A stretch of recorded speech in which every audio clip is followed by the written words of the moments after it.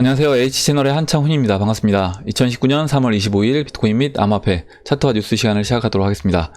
먼저 댓글로 좋은 의견과 질문, 정보 공유해주신 분들에게 감사 말씀드리고 오늘 순서는 일단 코스피 차트를 먼저 보고요. 그 다음에 이제 그 관련된 뉴스 하나 기사를 말씀드리고 그리고 이제 비트코인 차트 보고 그 다음에 알트코인은 스팀 달러, 그 다음에 코모도, 대시, 제로엑스 이렇게 보고 그 다음에 이제 암호화폐 관련된 기사들을 보도록 하겠습니다.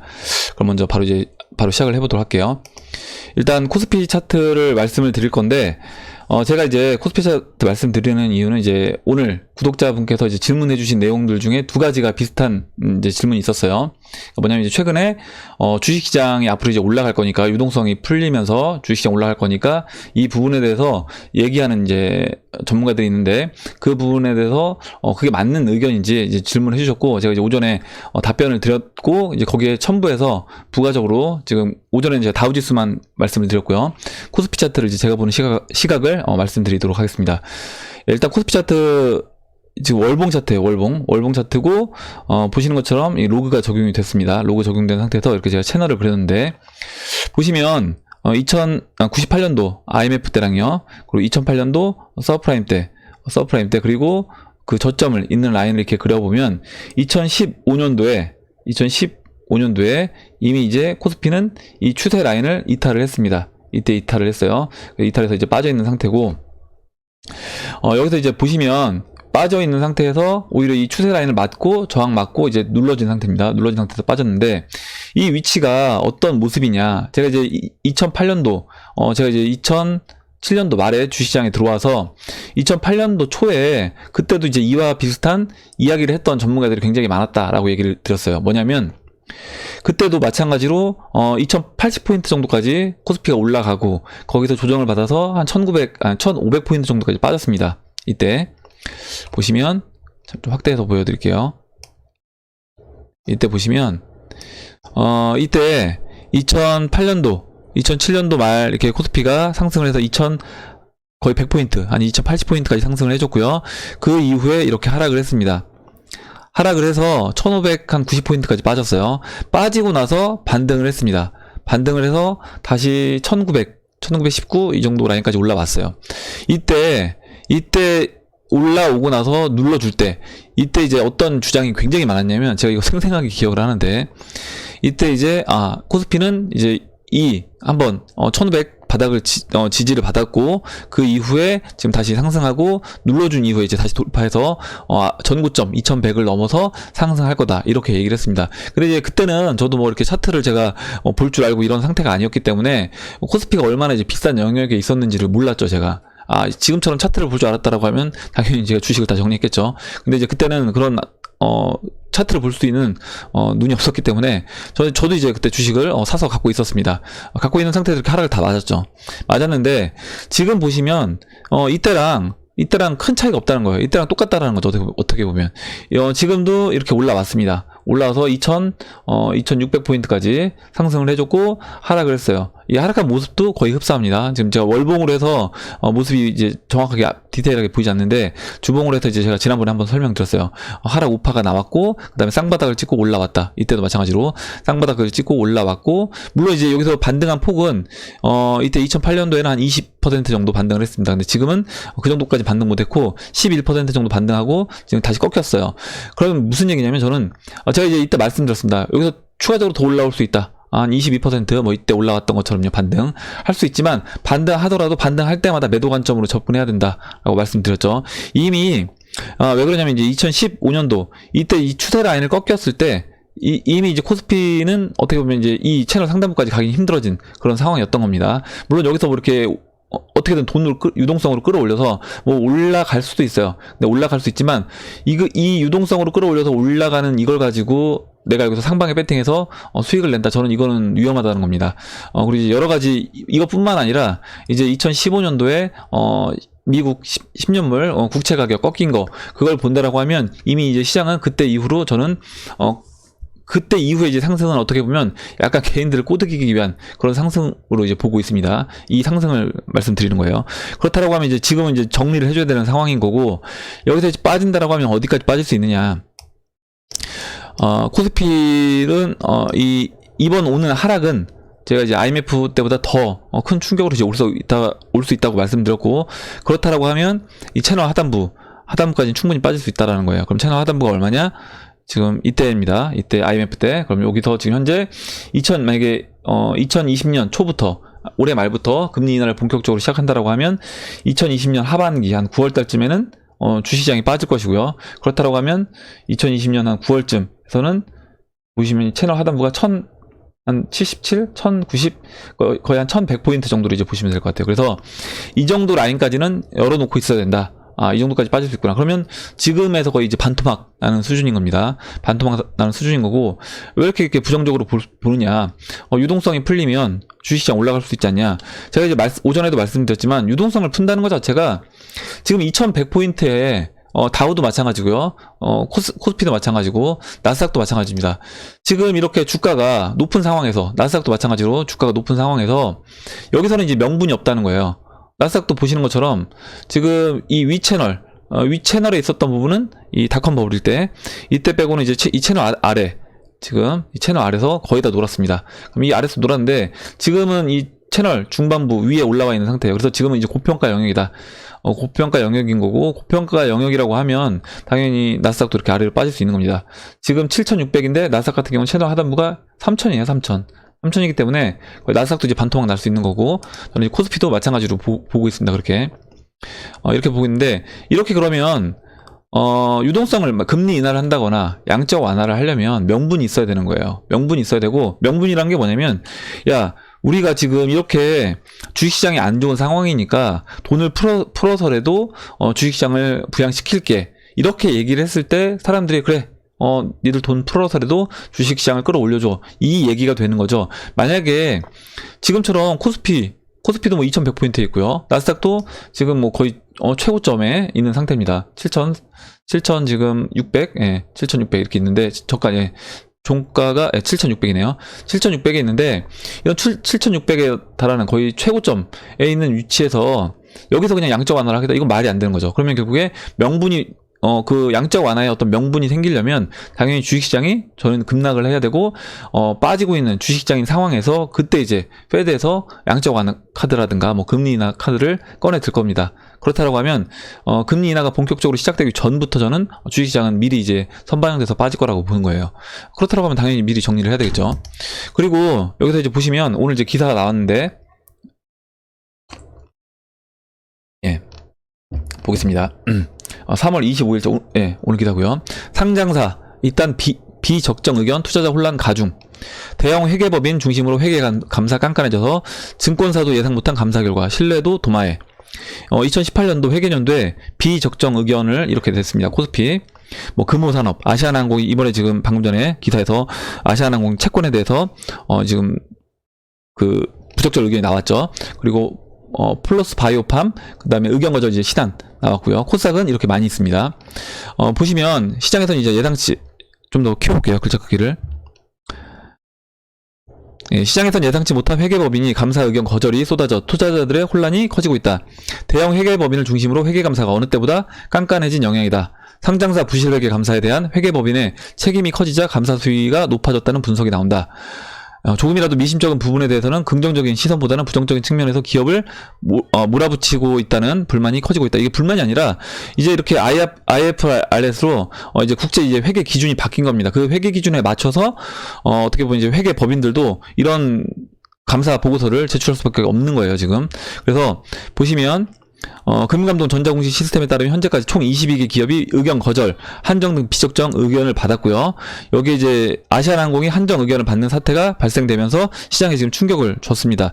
그리고 동부제철, 웅진 대기업을 비롯한 49개사, 코스피 12개, 그리고 코스닥 37개가 감사 보고서 제출을 지금 미루고 있어서 국내 증시의 감사 의견 쇼크가 예상이 된다. 올해 이제 비적정 감사 의견을 받은 22개 기업 중 10개 기업의 감사인이 4대 회계법인 3일, 삼정, 한영, 안진으로 나타났고 대형 회계법인을 중심으로 감사가 더욱 깐깐해진 것으로 풀이가 된다. 당연히 이제 이 회계법인들 입장에서도 이제 국제 회계 기준에 맞춰서 감사를 해야 되기 때문에 이렇게 나오는 것이고요. 이게 어떻게 보면 이제 앞으로는 이 추세가 이제 진행될 거라고 보는 겁니다. 그렇다고 하면 준비 안 된 기업들은 당연히 이제 감사가 거절될 거고, 그럼 코스피에서 상패 수순으로 이제 갈 수 있는 거예요. 이렇게 됐을 때 이게 저는 연쇄적으로 일어날 수 있고, 이렇게 됐을 때는 신용 등급이 같이 떨어지면서 이게 이제 어떻게 보면 부도가 부도를 부르는 그런 상태가 그런 상황이 이제 벌어질 수 있다라고 보고 있습니다. 그래서 좀 더 이제 읽어보면요. 깐깐해진 감사가 예상치 못한 의견 거절이 쏟아지는 가운데 증권사들은 며칠 전까지도 매수 리포트를 내는 등 리포트의 신뢰성이 도마 위에 올랐다. 투자자들의 투자 조력자가 돼야 하는 증권사가 제 역할을 하지 못하고 있다는 지적이다. 이것뿐만 아니라 지금 제가 이제 오전에 말씀드렸던 그런 어떤 뭐 전문가라고 하는 사람들 분들의 이제 의견들만 또 듣고 투자자분들은 야, 이거 지금 오히려 주식시장 지금 조정받을 때 들어가야 되는 거 아니냐. 사실 이거 조정 아직 받은 것도 아니거든요. 조정받은 것도 아니고, 이번에 이제 올 위기는 제가 봤을 때는 그냥 어떤, 경제 서브프라임 위기를 넘어서는 수준이 이제 될 거라고 이제 말씀드렸습니다. 그렇다라고 하면 지금은 시작도 안 한 상태고, 지금부터 저는 이제 시작이 된다라고 보고 있는 겁니다.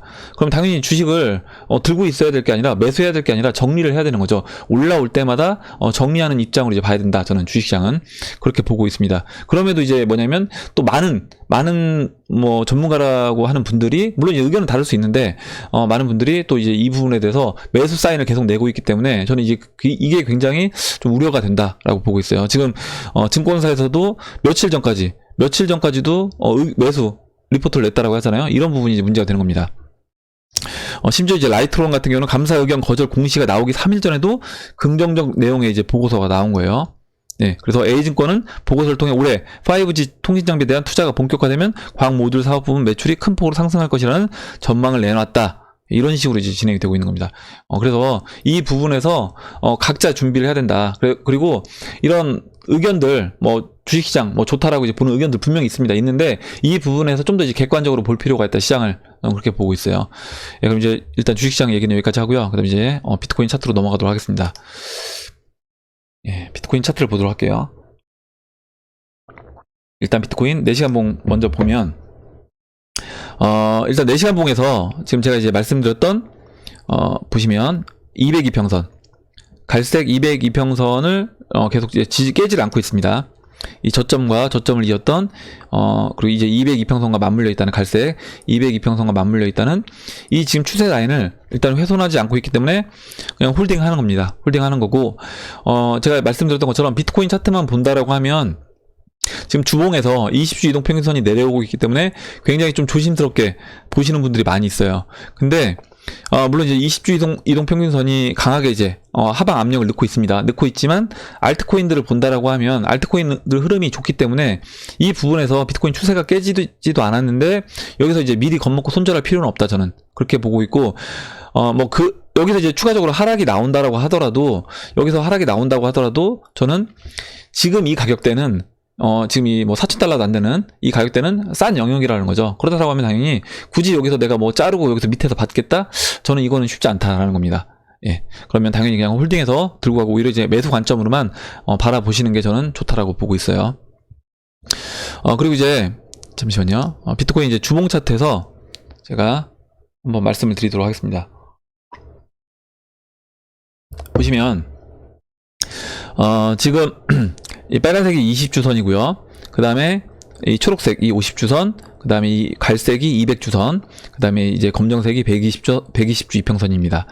보시는 것처럼 보시면 지난주 살짝 걸쳐진 상태에서 끝이 났어요. 무슨 얘기냐면 20주 이동평균선이 살짝 걸쳐진 상태에서 마무리가 됐습니다.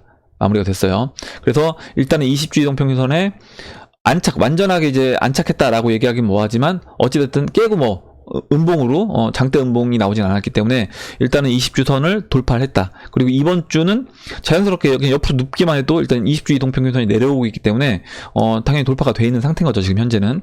그래서 이제 이번 주 봉 마감이 양봉으로 되느냐 음봉으로 되느냐, 아니면 뭐 도지 형태를 보이느냐, 이제 이 부분을 이제 지켜봐야 되는데, 양봉이 되면 이제 가장 나이스한 모습을 보여준다라고 보고 있습니다.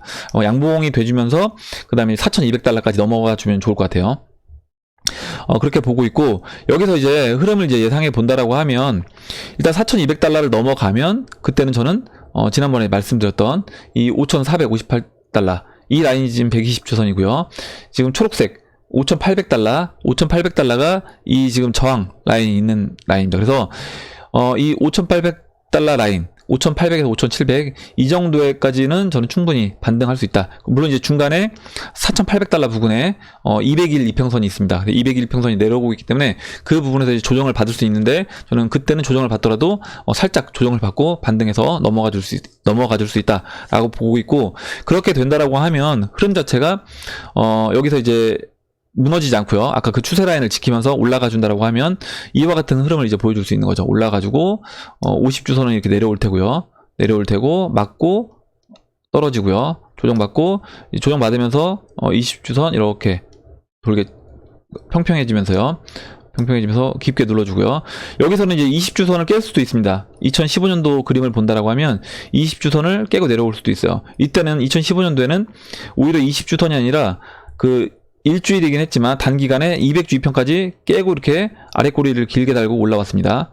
이때는 그렇게 했고, 그 다음에 다시 올라와서 20주선이 이렇게 돌아 나가면서요 반등을 해줬고, 이제 50주선도 이렇게 내려왔죠. 네, 이런 식으로 진행이 됐습니다. 그러면서 눌러주고 다시 상승해서 이제 본격적인 상승장이 됐고, 그때는 이제 10월달에 20주선을 이렇게 들어 세웠어요. 20주선을 상승 방향으로 돌려 세웠는데, 지금은 이제 올해는 저는 지금 3월달, 아직 3월달이 지나지 않았는데 20주선을 일단 넘어갔기 때문에 저는 한 3개월 정도 단축된 흐름으로 이제 진행될 수 있다라고 보고 있습니다. 예, 이렇게 이제 비트코인은 설명을 하고 마무리하도록 할게요. 그 다음에 이제 알트코인들 보도록 하겠습니다. 예, 오늘 이제 알트코인들 볼 텐데, 일단 스팀 달러는 시총이 굉장히 좀 낮은데 제가 스팀하고 이제 엮어서 같이 그냥 본다고 생각하고 설명을 드릴게요. 물론 스팀도 스팀 달러, 스팀 다 판다라고 하면 어느 정도 이제 시총이 되기 때문에. 그리고 이제 스팀 달러랑 코모도가 위치가 비슷해서 같이 이제 비교해서 설명을 드리려고 이제 스팀 달러를 지금 일단 여러분들한테 보여드리려고 이제 꺼내봤습니다. 보시면 스팀 달러 같은 경우 보세요. 일단은 지금 이평선이 완전히 일봉에서요 정비열이 됐습니다. 이렇게 15, 50, 120, 200 완전히 정비열됐죠. 완전히 정비열이 됐고, 이렇게 저점을 다지고 바닥을 다진 이후에 그 다음에 저항 역할을 23,300 사토시가 이렇게 보시면 저항 역할을 했었습니다. 근데 이 저항 역할을 했던 23,300 사토시를 1월 20일 돌파가 했죠. 돌파하고 나서 뭐 큰 상승 없었습니다. 큰 상승 없이 여기서 계속 눌러줬어요. 올라가고 눌러주고 한 이후에 저점을 높였어요. 저점을 높였는데, 제가 지난번에 스텔라 루멘 같은 경우 이렇게 하락세경 패턴에서 돌파하고 삼각수렴 만들어주고, 삼각수렴 만들어준 다음에 돌파해서 넘어가지고 저점을 높였다라고 말씀드렸잖아요. 약간 그런 모습을 이제 보시면 될 것 같습니다. 그래서 흐름 자체가 좋고, 여기서 15일 이동평균선과 이제 50일 이동평균선 만나면서 다시 이거를 반등해주면서 역별되기 전에 이제 15일 이평선을 돌려 세웠기 때문에 이런 흐름도 이제 좋게 보고 있고요. 그래서 여기서 올라와주고 저점을 높인 상태에서 눌러주고 있어요. 여기서 물론 두 번 이렇게 슈팅이 나왔는데 이 슈팅이 적지 않습니다. 적지 않고 눌러주고 있고, 여기서 이제 눌러준다라고 하면 지금 이 정도 가격이라고 하면 저는 이 돌파되고, 원래 이제 돌파될 때 사는 게 어떻게 보면 시간상으로는, 물론 이제 저 같은 경우는 여기서 이제 만약에 매수 타이밍을 본다라고 하면 이럴 때 사서 조금 그러니까 시간을 보낸다고 하더라도 전 좀 싸게 사는 걸 선호하는 편이고, 만약에 이제 그렇지 못한다라고 하면 내가 시간을 아끼고 싶다라고 하면 이렇게 돌파될 때 사는 게 좋다라고 말씀드렸습니다. 근데 이제 돌파되고 나서도 굉장히 이제 오랜 시간을 보냈죠. 여기서 보내고 다시 또 돌파하고 저점을 높이고 지금 시간을 보내고 있습니다. 그렇다라고 하면 저는 여기서 이제 스팀 달러 같은 경우는 충분히 한번 크게 상승할 수 있는 그런 타이밍이 된다. 여기서 이제 완전 정비열된 상태에서 이제 펼쳐주면서 상승할 수 있는 그런 흐름을 예상해 볼 수 있는 자리다라고 말씀드리고, 지금 스팀 달러하고 코모도가 위치가 비슷한데 코모도도 이제 보시면요. 하락 추세 돌파하고, 물론 여기서, 뭐, 하락 세경 패턴도 만들어주고요. 그리고 또 삼각수렴 패턴도 나오고 하면서 저점을 높였습니다. 높인 상태에서 보시는 것처럼, 23,000사토시, 23,000사토시 저항 라인을 돌파를 했어요. 돌파하고, 아까 이제 그 스팀 달러랑 비슷하죠? 눌러줬죠, 계속. 눌러줬습니다. 눌러줬고, 그 다음에 눌러준 상태에서 다시 또 한번 슈팅 나오고, 또 눌러줬죠. 눌러주면서 저점을 높였죠, 이렇게. 저점을 높였습니다. 이 저항 라인을 돌파해주고, 한참 시간을 보내고, 높였죠. 그래서 지금, 스팀 달러랑 코모도가 굉장히 차트 모습이 비슷합니다. 근데 둘 다 이제 위치가 좋아 보이고, 차트 모습이 굉장히 예뻐졌다. 왜냐면, 코모도도 보시는 것처럼 완전 정배열된 상태에서, 이렇게, 정배열된 상태에서, 보시면, 이제 이 이동평균선을 부채처럼 활짝 펼쳐주기 직전에 약간 모습이기 때문에 저는 이제 차트가 좋다라고 이제 보고 있습니다. 그래서 여기서 이제 어떻게 보면 마지막으로 상승하기 전에 좀 마지막으로 눌러주는 그런 모습이 아닌가. 물론 여기서 시간을 더 보낼 수도 있습니다. 스팀 달러도 마찬가지고요. 여기서 뭐 열흘이든 20일이든 뭐 이렇게 또 보내줄 수 있어요. 보내줄 수 있지만 이 정도 가격대면 가격적인 면에서도 전 싸고 싸면서도 웨이브라든가 트론이라든가 아니면 다른 코인들처럼 이미 이제 상승을 크게 해서 많이 올라와 있는 예를 들어서 BTC 마켓에서 고점 부근에 고점 부근까지 올라왔다거나 이런 게 아니라 지금 저점에서 저항을 탈피하고 눌러주고 있는 그런 위치이기 때문에 가격적인 면이라든가 아니면은 타이밍상도 괜찮아 보인다. 예, 이렇게 말씀드리겠습니다. 코모도 이렇게 보고 그다음에 이제 대시를 보도록 할게요. 대시도 비슷해요. 지금 다 비슷한 종목을 제가 좀 갖고 와봤는데 대시도 보시면 이렇게 하락 추세를 돌파했죠. 돌파하고 저는 이제 이때 샀습니다. 이때 돌파했을 때 샀어요. 물론 이제 이때 매도를 했어야 되는데 못했죠. 못하고 121선 맞고 쭉 내렸습니다. 여기서 이제 큰 하락세경을 만들어주고 그 다음 내려오면서요. 삼각수렴 돌파해주고 눌러주고요. 여기서 이제 저항이었던 보시면 0.022 BTC를 돌파를 했죠. 돌파하고 눌러줬습니다. 물론 이제 그 앞서 말씀드린 그 두 차트보다는 대시는 조금 더 안 좋아요. 왜냐면 아까 이제 그 두 개 스팀 달러와 이제 코모도 같은 경우는 그 일봉에서 완전 다 정별되어 있는 상태고 지금 대시 같은 경우는 장기 이동평균선이 이제 200일 이동평균선이 위에 이제 가로막고 있는 형태이기 때문에 여기서 만약에 올라간다고 하더라도 이 장기 이동평균선, 이 200일 이동평균선을 다시 돌려 세우는 그 시간을 얘는 보내야 된다. 예. 그래서 물론 대시도 여기서 추가적으로 물론 이제 여기서 상승을 크게 해주고 또 눌러주면서 그러면서 이제 200일 이동평균선을 돌려 세우는 그런 시간을 이제 벌 수도 있습니다. 리플이라든가 웨이브라든가 트론이 했던 것처럼 그런 패턴을 보일 수도 있어요.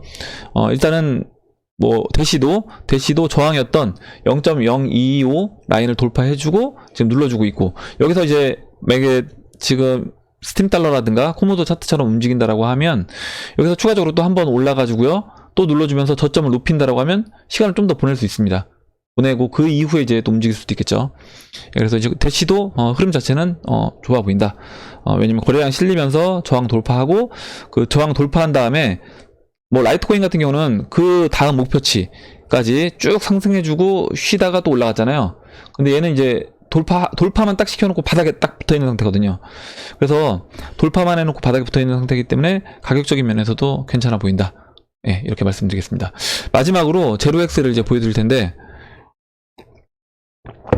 제로엑스가 지금 최근에 이제 제가 그 제로엑스가 이제 모바일 앱을 준비한다라고 이제 말씀드렸어요. 그리고 오늘 이제 암호화폐 관련 기사에서 또 제로엑스 기사가 나왔고 제로엑스가 거래소를 준비하면서 저는 이제 본격적으로 이제 얘네가 시장에서 이제 어떻게 보면 어떤 움직임을 보일 때가 됐다라고 보고 있고 차트를 제가 보니까 차트도 괜찮아 보여서 이제 소개를 시켜드리려고 갖고 와봤습니다.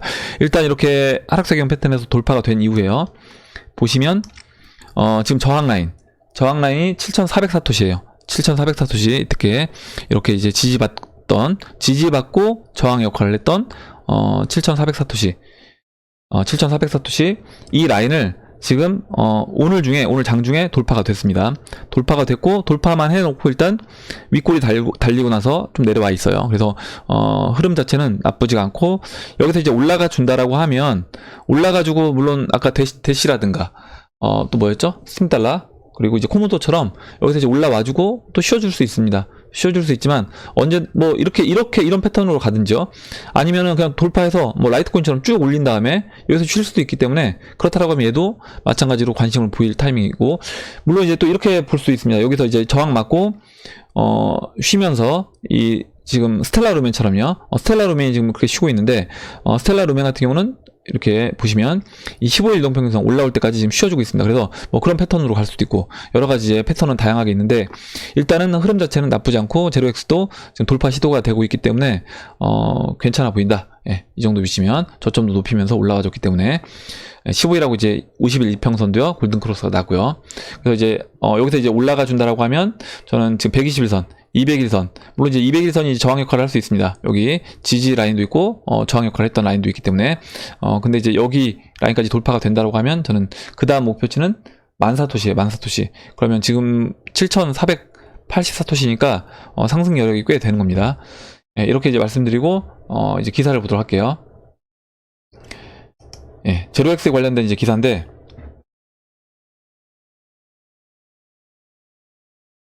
예, 제로엑스 스타크웨어와 파트너십 거래 효율 개선, 탈중앙화 거래 프로토콜 제로엑스, 시총 지금 39입니다.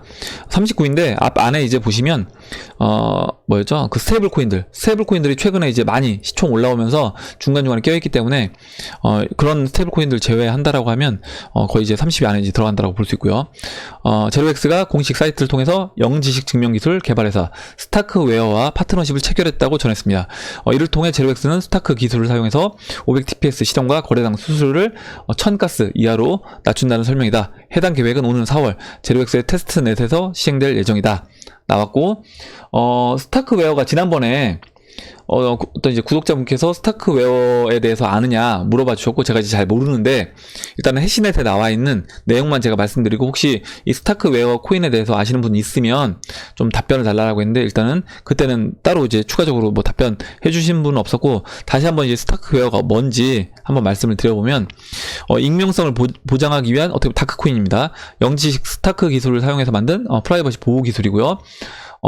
이스라엘의 테크니온 대학교 스타트업이 개발을 했고, 지캐시 멤버들이 주축이 되어서 만들었습니다. 그리고 초기 투자자가 그때도 제가 투자자가 좀 유명한 사람들이 많이 들어와 있다라고 말씀드렸는데, 비탈릭, 그리고 아서 브라이트만, 다홍페이 등 암호화폐 창시자들과 지캐시 회사, 우지안이 이끄는 비트메인 회사, 판테라 캐피탈 등 쟁쟁한 투자자들이 대거 참여했다 라고 얘기를 하고 있습니다. 그래서 지금 이런 스타크웨어와 또 제로엑스가 지금 오늘 파트너십을 체결했다는, 네, 이런 기사가 있어서 설명을 드렸고요. 뭐 파트너십 체결한 거, 그리고 어제 제가 뉴스에서 말씀드렸던 그 모바일 제로엑스 모바일 앱 출시하는 거, 그래서 그 모바일 앱을 빨리 출시하기 위해서 또 이제 회사도 인수했다라고 이제 했잖아요. 그렇게 보면 지금 제로엑스가 굉장히 지금 이 거래소를 빨리 어떻게 보면 이제 작동시키기 위해서, 그리고 제대로 된 서비스를 하기 위해서 계속 지금 노력을 하고 있는 모습이 보이고, 저는 이런 모습을 본다라고 하면 이제 벡트 거래소도 마냥 시간을 늦출 수만 없다, 이렇게 이제 보고 있는 겁니다. 다음 기사 보도록 할게요. 테더 법정 앞에 100% 연동 조항 삭제 해명을 했습니다. 지난번에 이거 기사 이제 말씀드렸던 내용인데, 테더가 법정 앞에 100% 연동된다는 조항이 삭제된 사실을 트위터에서 이제 어떤 분이 찾아서 얘기를 했고, 이제 이슈화 시켰고, 이와 관련해서 테더의 법률 고문은 테더의 준비금은 현금, 원래 이제 어떻게 보면 테더는 달러와 1대1로 패깅되어 있기 때문에 당연히 달러를 그대로 1대1로 보유하고 있어야 됩니다. 근데 테더의 준비금은 현금 등가물 및 기타 자산을 포함하고 있으며 유통 중인 테더의 규모와 같거나 더 많은 규모를 유지한다. 근데 이제 이런 부분 좀 찝찝해서 하는 거죠. 왜 현금하고 현금 등가물 및 기타 자산 이런 식으로 이제 표현을 하냐. 그냥 딱 달러면 달러 그대로 1대1로 달러를 갖고 있으면 될 것인데, 이런 식으로 약간 얼버무리는 게, 나중에 이제 이런 게 저는 어떤 스테이블 코인들이 이런 식으로 이제 지급준 비율을 뭐 낮춘다거나 또 이런 조항을 좀씩 수정하면서 어느새 이제 지급 준비를 낮춰서 실제 자신들이 갖고 있는 달러보다 많은 양의 스테이블 코인을 발행한다라고 하면 진짜 그 MMT 이론이 현실화될 수 있겠다라고 이제 생각을 하는 겁니다. 그렇게 됐을 때는 MMT 이론이 현실화된다라고 하면 어떻게 되겠어요? 당연히 이제 달러 대 볼리바르 차트처럼 비트코인도 날아갈 수 있는 겁니다. 날아갈 수 있는 거고, 그렇게 됐을 때 어떻게 보면 그 지난번에 헤지펀드에서 얘기했던 지금 봤을 때는 좀 말도 안 되는 가격 같이 보이는 뭐 비트코인 1000만 달러 이런 것도 가능할 수 있다는 거죠. 이렇게 되는 것도. 왜냐면 볼리바르 대 달러도 불과 10년 전에만 해도 1달러가 1볼리바르였던 적이 있었습니다. 1달러가 1볼리바르. 근데 지금은 뭐 말도 안 되는 그런 수치이기 때문에 그런 걸 본다라고 하면 1달러 1비트코인이 뭐 1000만 달러 이런 부분도 만약에 그런 MNT 이론이 현실화가 된다라고 하면 저는 가능하다라고 보고 있습니다. 그리고 이제 한 가지 좀 기사를 말씀드릴 게 있는데, 비트메인 오는 26일 홍콩 IPO 신청 유효 기간이 이제 만료된다라는 기사입니다.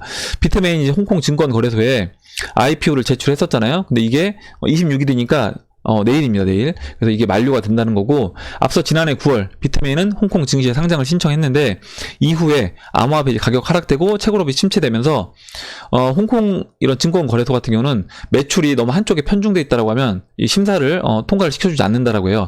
그래서 어떤 사업 다변화가 필요했고, 그런 부분에서 이제 좀 뭔가 부족했기 때문에 만약에 이제 IPO 실패가 된다라고 하면 실패할 수 있지 않나 이렇게 보고 있고, 같은 해 이제 5월과 6월 홍콩에 IPO를 신청한 경쟁사 카나안과 이방거지는 이미 공식적으로 증시 상장에 실패한 것으로 전해졌습니다. 이와 관련 미디어는 비트메인이 구체적인 입장을 내놓고 있지는 않지만 현재 상황으로 볼 때는 이번 홍콩 증시 IPO 신청이 일단은 실패로 끝날 가능성이 높다고 전했기 때문에 일단 우리도 마음은 이제 비워둬야 되겠죠. 마음 어차피 이제 시간도 얼마 안 남았고, 그래서 IPO 신청은 이번에는 쉽지 않겠다 이렇게 생각하고 있다가, 만약에 뭐 내일에도 깜짝 발표해서 된다고 하면 좋은 거고 안 된다고 하면 뭐 어쩔 수 없는 거고요. 이미 이제 이렇게 이제 흘러간 거기 때문에 이런 마음으로 이제 저는 시장을 바라보면 될 것 같습니다. 예. 그리고 이제 이 IPO 신청도 마찬가지로 다시 이제 준비를 해서 만약에 시장이 좋아진다라고 하면 다시 준비해서 신청하면 될 거라고 이제 보고 있습니다. 다음 보도록 할게요. 예, 노브그로츠가 BTC 20년 내 현재 금 시가총액을 추월한다. 이렇게 이제 나왔습니다. 이 노브그로츠 암호화폐 거물이라고 꼽히는 전 골드만삭스 협력 파트너 마이크 노브그로츠가 최근 인터뷰를 통해서 BTC 향후 20년 내로 현재 금의 시가총액인 7.5조 달러를 손쉽게 뛰어넘을 것이라고. 20년은 굉장히 이제 오랜 시간인데 일단은 뭐 이 정도로 예상은 조달할 수 있을 것 같습니다. 20년 내로 7.5조 달러를 뛰어넘을 수 있다. 뭐 한 3년 내, 5년 내도 아니고요. 그러면 이제 이렇게 만약에 20년 내로 된다라고 하면 20년 내로 비트코인이 7.5조 달러를 넘었을 때는 그럼 비트코인은 얼마일까? 계산을 한번 제가 해봤어요. 아까 해봤는데 1달러가 뭐 대략 한 1100원 정도 되니까 그냥 지금 7.5조 달러면 한 8000조 정도라고 얘기하면 될 것 같아요. 8000조. 그래서 예, 이렇게 하면 이제 이게 단위가 이제 억이라고 하면요, 억, 10억, 100억, 1000억, 조, 10조, 100조, 1000조입니다. 그래서 8000조를 20년 뒤니까 반감기를 4년에 한 번씩이니까 반감기가 5번이 진행되잖아요. 그러면 제가 봤을 땐 비트코인이 거의 일단은 거의 대부분의 비트코인이 어느 정도 채굴됐다라고 하고 2100만 개가 다 채굴된 거라고 이제 보고요. 2100만 개로 이제 나눠보면요. 예, 2100만 개니까 0.21로 나눠야죠. 단위가 이제 억이니까요. 0.21 이렇게 나눠보면 1 비트코인이 이렇게 되면 3억 8천만 원입니다. 3억 8천만 원. 지금 만약 비트코인이 금 시총을 노브그로츠 예측처럼 뛰어넘는다 라고 얘기를 하고 20년 내로 넘게 되면 그때는 비트코인 가격은 1비트코인이 3억 8천만 원 정도 된다라고 이제 볼 수 있습니다. 한번 재미삼아 계산을 해봤어요. 마지막 기사 말씀드리겠습니다.